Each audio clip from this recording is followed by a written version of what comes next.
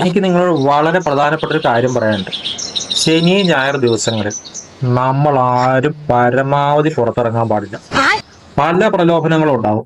മനോധൈര്യം കൈവിടാതെ ഇവിടെ തന്നെ ഇരിക്കണം. പഴഞ്ചൊല്ല് കേട്ടിട്ടില്ലേ? ഞായറാഴ്ച പുറത്തിറങ്ങിയാൽ തിങ്കളാഴ്ച കാണില്ല.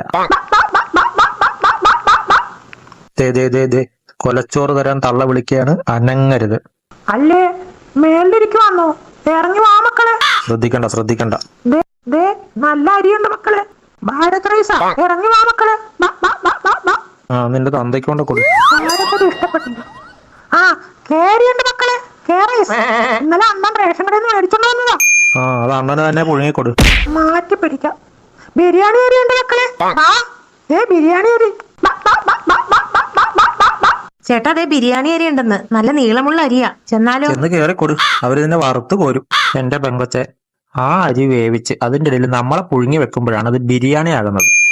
ബിരിയാണി എന്ന് കേൾക്കുമ്പോ വല്ലാണ്ട് അങ്ങ് തുള്ളണ്ട. ഇനിയിപ്പോ ഈസ്റ്ററും പെരുന്നാളും വരുന്നുണ്ട്. അടുത്ത ദിവസങ്ങൾ നമ്മൾ വളരെ ജാഗ്രത പാലിക്കണം. 2 ദിവസം പട്ടിണി കിടന്നാലും വേണ്ടില്ല, താഴെ ഇറങ്ങരുത്. ഇറങ്ങിയാൽ അടുത്ത പെരുന്നാൾ കാണാൻ ഇറങ്ങിയവൻ കാണൂല. അപ്പൊ ഓക്കെ, ജയ് കോഴിശക്തി.